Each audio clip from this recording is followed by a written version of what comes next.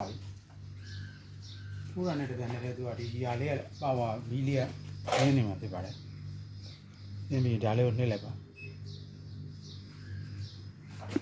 ဒါလေးပွင့်လာမှာဖြစ်ပါတယ်။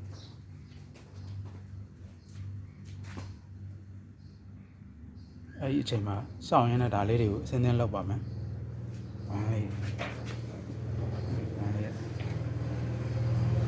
ဒီဟာလေးကနောက်ကိုဆွဲခြင်းဒီဟာလေးညှစ်ပြီးမှဆွဲရမှာဖြစ်ပါတယ်။ညှစ်ပြီးမှဆွဲလို့လေ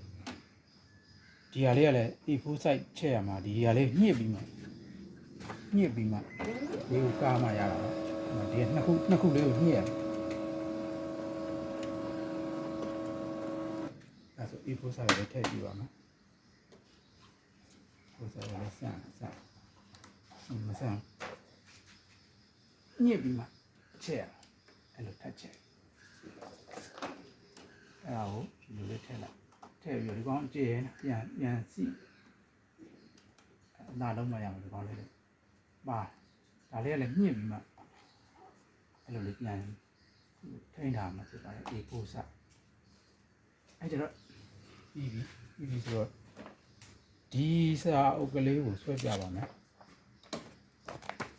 ဒီစာအုပ်ကလေးကိုဆွဲပြမယ်ဆွဲပြတဲ့အခါကျဒီကောင်းရဲ့တွဲဘက်မှာဒီပုံလေးပါလာတယ်အဲ့မျိုးလေးကုတော့ပြပေးလိုက်မှာခါတယ်ဒါစာရွက်လိုက်မဟုတ်တဲ့အတွက်ကြောင့်မို့ဒီ PDF ကိုသုံးလို့မရပါဘူးစာအုပ်ဆိုဒီပုံကိုပြင်ရမှာဖြစ်ပါတယ်အဲ့လိုဖြစ်ပါတယ်အဲ့ဒါဆိုရင်ဒီမှာ E4 လို့ပြနေတယ်ပြနေပြီးတော့ဒီမှာတစ်ရွက်လို့ပြနှစ်ရွက်ဆွဲခြင်း app ကိုနှိပ်လိုက်နှစ်ဖြစ်သွားအဲ့ဒါဆိုစစ်တက်နှိပ်လိုက်လို့ရှိရင်ဒီ stat ဆိုတော့ကလိုလေးနှိပ်လိုက်ဒါ A4 နှိပ်ပဲဆွဲမှာပဲဆွဲကြည့်လိုက် copy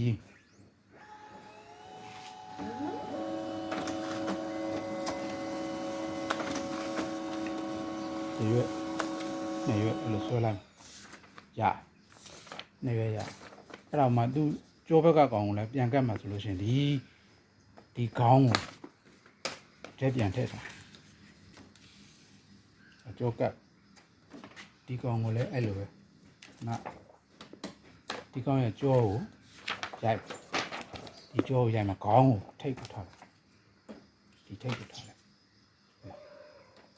အဲ့ဒါခုနကတော့နှစ်ရွက်ကိုကြောကတ်မှာဆိုဒီကလည်းနှစ်ဖြစ်သွားအောင်ဒီက app လေးနဲ့နှစ်ဖြစ်သွားအောင်လုပ်ပြီးတော့ start နှိပ်လိုက်အဲ့ဒါဆိုကြောကတ်ပါ